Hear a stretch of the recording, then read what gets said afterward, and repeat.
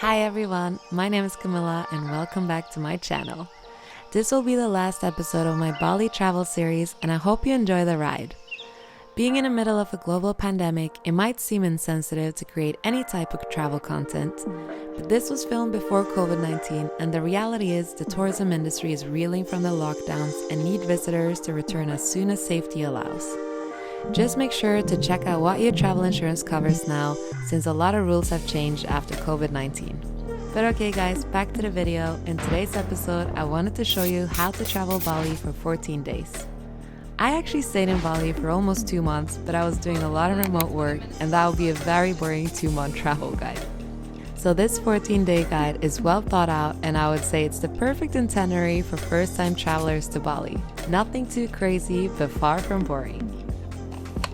I started my travel from Thailand. I flew from Bangkok to Denpasar, Bali.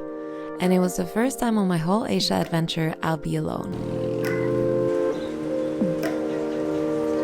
Good morning everyone. I am now in Bangkok in our hotel room here in Kusan Road. And I keep saying us because I'm so used to it being me and my sister.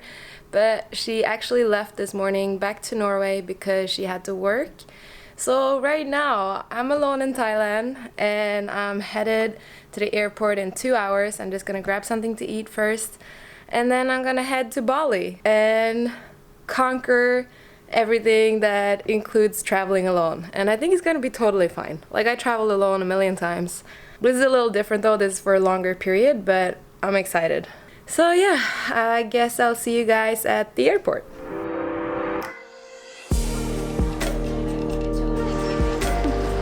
The flight time was around 4.5 hours and I paid around $100. You can get it cheaper, but I paid extra for luggage. Bali is one of the hottest travel destinations in the world and for good reason. They have something for everyone: beaches, amazing food, lush jungles, extreme activities, and the total opposite of extreme, relaxing yoga retreats and pure bliss.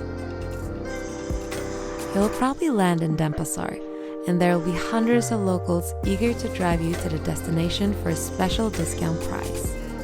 It can be a bit overwhelming, so make sure you know how much you're supposed to pay so you don't get scammed on day one. They'll usually start around 300 rupiah, but you can get it down to 150, like $10 from the airport to Kuta or Seminyak if you negotiate. If you're feeling brave and you want to save some money, you can order a Grab. That's like Asia's answer to Uber. I took a taxi from the airport to my Airbnb located in Seminyak. I would advise you to stay a few days in Seminyak or Canggu. I prefer Canggu, so that's why we ended our Bali stay there. More on that later on the video. The Airbnb I booked cost around $20 a night and I was super happy about it. Big closet, really nice big bed. Side stools that I can sit on to do some work. And then yeah, I have my little kitchen here with water. And this is my view.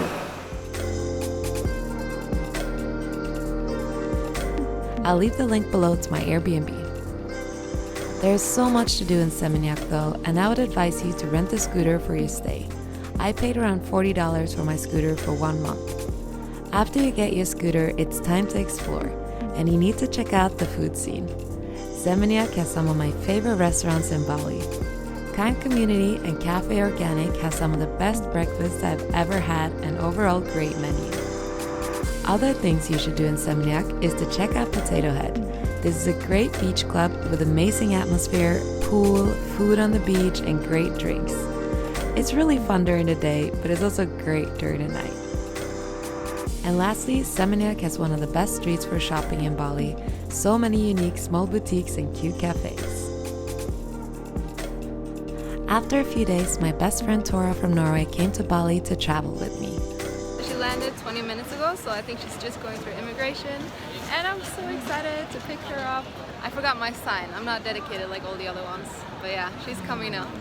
After she got settled in Seminyak, we took a few day trips to Uluwatu. It's about a 1-hour drive from Seminyak on a scooter. Uluwatu is so pretty, you have to see it. The beautiful temple is surrounded by monkey forests and high cliffs. We had a guide at Uluwatu temple. And this is our guide for today. Hello. Welcome to Uluwatu temple. Thank you. it makes it a lot easier to understand what you're looking at. After the temple, you should check out the Yoga Searcher for a great meal and Binging Beach for a beautiful sunset. One night, we also went to the rock bar that's also located in Uluwatu. On day 6, we headed to Ubud. We hired a driver who drove us from Seminyak to Ubud. It should take around 45 minutes to drive from Seminyak to Ubud, but we took a little detour to the Lembongan temple. This is a really beautiful temple with a volcano in the background, but it was very crowded and a long line to get your picture, so just keep that in mind. And we also thought it was water underneath the bridge or underneath the entrance because that's how it looks like on Instagram, but it's actually just a mirror, and I'm gonna show you. When we got to Ubud, we checked into our hotel for 2 nights. It was called Artini 2 Cottages. Checking in to our new bungalow. So nice. Thank you. Wow. We have a big bathtub and shower, normal toilet. Yeah. So cute. Good job, Tora. Det här var skickligt sött. We paid around $70 for 2 nights for 2 people. We ended the first night with a dinner at Earth Cafe and it was delicious. The next morning, you have to wake up super early so you get to beat the crowds and get a lot done with your day. It's so nice to hire a driver who's also a guide. He comes around with you everywhere and shows you everything. We paid around 600 rupiah, like $40 for a driver for 10 hours. We started our day around 5:30 a.m. The hotel had breakfast included, so we were ready for the day. As I mentioned in my top 10 things to do in Bali, there's so much to do in Ubud. I'll leave a link above so you can check it out in detail what we did. But as a quick summary, we started our day visiting Tukadzipung waterfall, located 1 hour away from Ubud. This place is really nice, but we got there too late, so it was already crowded. We then headed to the local village. This was such a unique place, and after that headed to the Tegalalang rice fields and Bali swing. And after that, and ended the day at the popular yoga barn for a sound healing class, then went to Atman Cafe for a well-deserved meal. Their food is just insanely good. The next morning, you have to wake up super early again. We woke up at 7 a.m. and our driver drove us to Sanur Harbor, where we took the fast boat to Nusa Lembongan. Good morning, everyone! It's actually 8 and we woke up at 6 because we had to check out from the hotel. And now we're on our way from Ubud to Nusa Penida. And I'm really tired. I had like 3 hours of sleep, but whatever, it's gonna be fine. And it looks like it's gonna be a really nice day. And I'm gonna show you guys how we get from Ubud to Nusa Penida. Right now we're at the ferry office, but Tora had to go and take out money. And one way from Ubud to Nusa Penida cost around 150,000 one way. I'll show you how the ferry looks when we get there.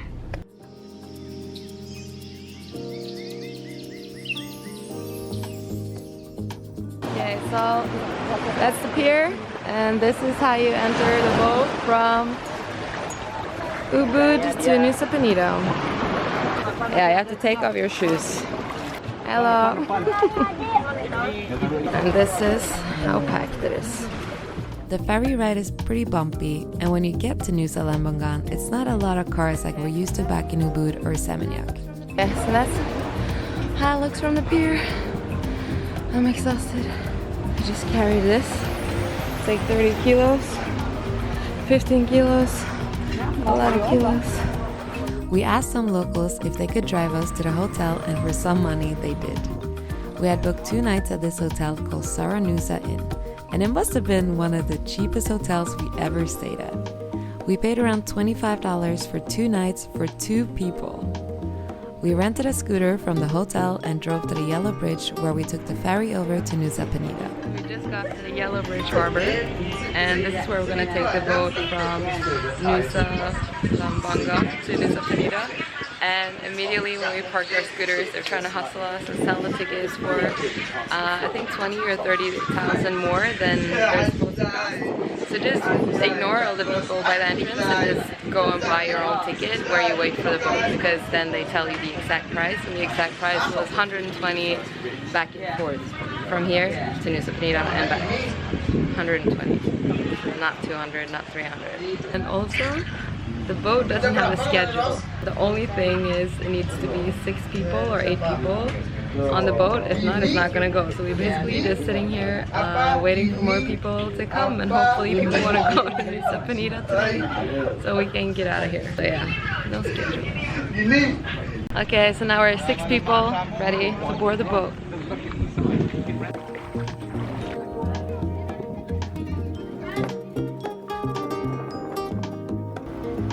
I highly suggest renting a driver at Nusa Penida too, because the roads here are not well built at all and it's so easy to get into an accident. We didn't have too much time at Nusa Penida, so we used all our time at Kalinking Beach, the beach that looks like the T-Rex. If you have extra time, you should definitely explore more of Nusa Penida. There's so much to see here, and I hear they have some great hotels too. Make sure though that you make it back to the boat to Nusa Lembongan. It leaves pretty early, like around 4:30 if I remember correctly. When we got back to Nusa Lembongan, we got an amazing massage at this place called Camilla Spa and Wellness and went to eat some great food after. Check out my Bali food guide if you want to see all the places I recommend to eat all over Bali. I linked it above. The next morning, we had signed up for a dive with manta rays. It was one of the most amazing experiences ever. Unfortunately though, we didn't see any manta rays, but we saw so many other cool fish. I highly recommend you check out this diving company if you're into that. I don't have a license, Tora does though, but it wasn't a problem. You have a guide with you all time and all the dives feel super safe. The next morning we checked out of our hotel, headed to a place by the water called The Deck, and we had some amazing breakfast before we took the boat back to Bali. We then checked into our new Airbnb, which was located in Canggu, right next to La Brisa Beach Club. It was called Anjin Sepoy and the breakfast was included. It's often rice dishes for breakfast, which is a bit too much for me, so we usually went to other places to eat a light breakfast like a smoothie bowl or an avocado toast. Because Tora and I are massive foodies, we spend a lot of time exploring new restaurants, and I think we went to a different one almost every single day. Our favorites in Canggu were Give Cafe. They had traditional Balinese vegan food, La Baracca, which had the most amazing Italian food I've ever had, and Crate for an amazing breakfast. We spent the last 4 days, as I said, eating a lot of good food, getting some of the best massages I've ever had in my life at Gold Dust and Therapy Canggu, driving around on our scooter and exploring a lot, and enjoying life at Mississippi, another fun beach club that you should definitely check out.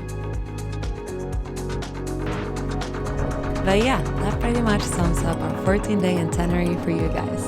I hope you liked it, and remember, everyone is different. This is just what fit our preferences, but I hope you find some inspiration with it. I would really love to hear what you guys think about our route.